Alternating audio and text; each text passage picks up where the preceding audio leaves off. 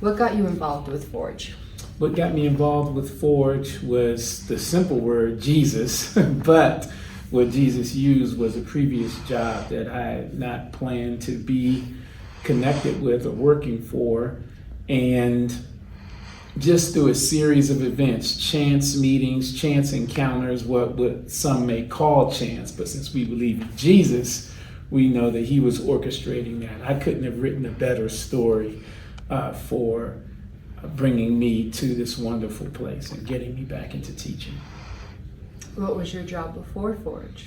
So I work for a Christian organization where I share Christ with folks in apartment communities. I worked at two different ones in Westminster, just very, very close to here.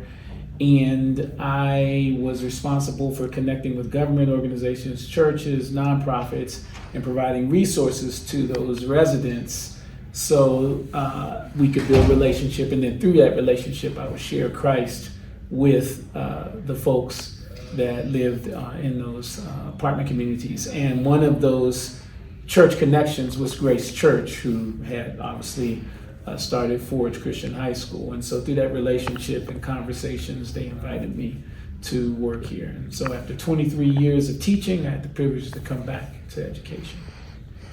What got you interested in your previous job? Well, I would say it's more the Lord guiding me there.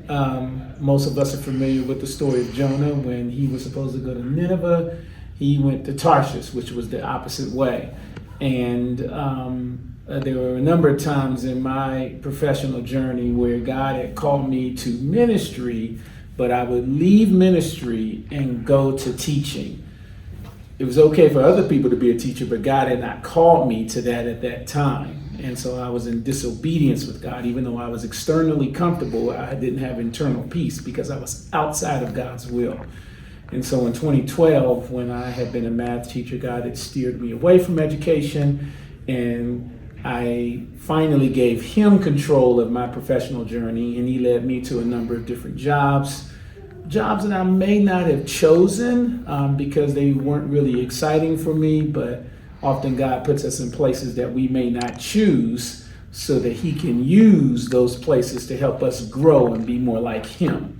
And so that's essentially what led me to those jobs, or that job more recently was the Lord. And like I said, I would not have chosen that, just like Jonah wouldn't have chosen Nineveh. But I'm so glad that he gave me the grace to submit my will to his will so that he could show me exceedingly abundantly above all that I can ask or think. So, and that was Forge Christian High School. And what do you do outside of school in your free time? The legal stuff or the illegal stuff? I'm just joking. No illegal stuff, everybody. But I love to snowboard. I love to read. I love to run. I love to exercise. I hang out with my wife. We watch movies. We exercise together. We have two grown daughters, 24 and 22, and a little heart-stealing granddaughter who's 4. I'd show you pictures if I could, but you don't want to see them. She is so cute, though. And so we go to visit them often in Maryland, where I'm from. So that's something we do all the time. I'm very active in my church. I'm an assistant pastor at my church. I just ask that you don't abbreviate with those first 3 letters of assistant pastor. Might hurt my feelings. But no, I'm an assistant pastor at my church, and so I, a number of different things. So those are the biking, hiking. I'm a pack rat, so I'm always cleaning something in the house. Yeah, I think I could say more, but I'll stop. Who's a hero or someone you're inspired by? Well, all of us Christians are inspired by Jesus, but I would probably go with a couple. Martin Luther King, I really appreciated him. He had every reason to hate many, many people. Arrested 120 times for no reason, house bombed, family almost killed, constantly harassed. But for those 13 years from 1955 to 1968, he refused to let people who hated him pull him down to hating them back. And he, motivated by Jesus, inspired and empowered by Jesus, he walked with the strength to love, a tough mind, but a tender heart. And he refused to personify the evil that those people were doing. and he sought to rescue them from the very evil that they were committing. And by the strength and power of God, many were. And he inspired millions, billions. And so I appreciate him. He says, darkness does not have the power to drive out light. Light has the power to drive out darkness. And there's so many more quotes that we could pull from Martin Luther King, but I appreciate him. And there are others as well from history that I could mention, but his tape might run out, so I'll stop. What's something that you've struggled with in life that you found the courage to overcome?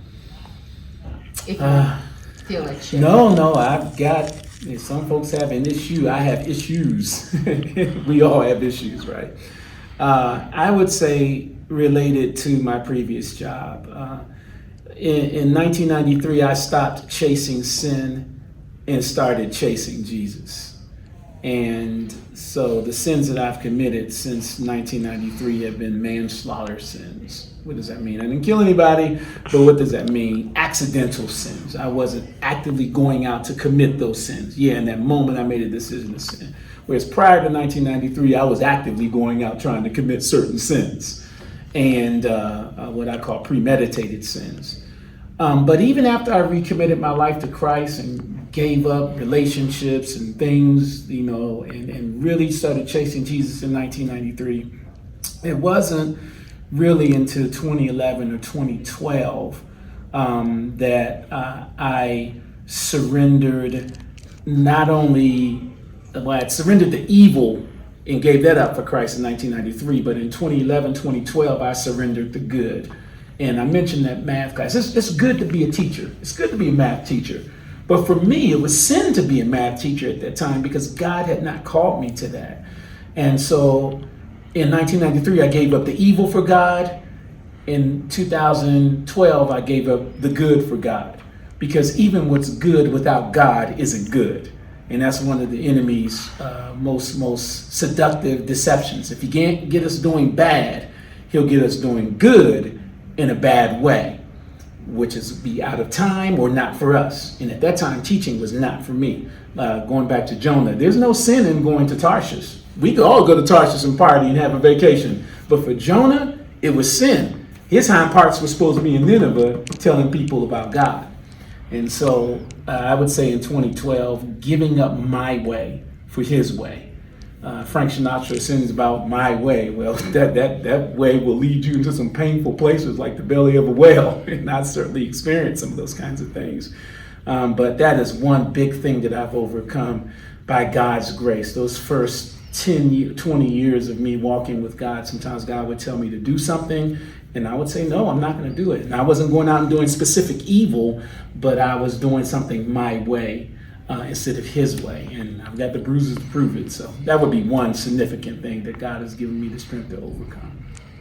Well, thank you, Mr. Rodgers. Absolutely, absolutely. Well, God bless you, Daytona, and I've enjoyed chatting with you guys.